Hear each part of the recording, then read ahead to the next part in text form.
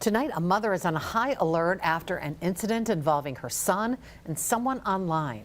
It's a possible thwarted case of sextortion. Now, you'll hear the mother's story exclusively tonight on Action 2 News at 6. But right now, Emily Byer joined us after talking with investigators today. Emily.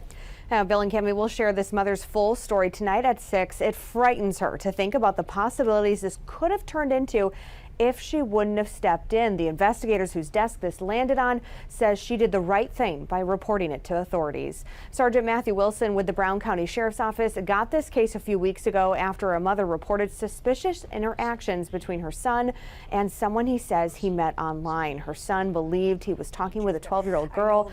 Sergeant Wilson says they determined that phone number belonged to an adult man in Utah.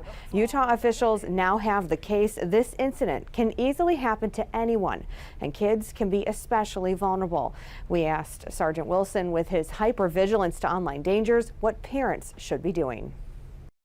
I know exactly what they're doing. I know who they're talking to. When they FaceTime, it's only with friends. When they're on Roblox, it's only with friends. I shut down the direct messages. I don't allow strangers or them in open rooms. It's only them. I know their passcodes. I routinely go through the phone to see who they're talking to, just as if they were talking to a group of girls in my living room, you know, that kind of stuff. So it's just, again, it just boils down to being a parent and knowing what your kids are doing.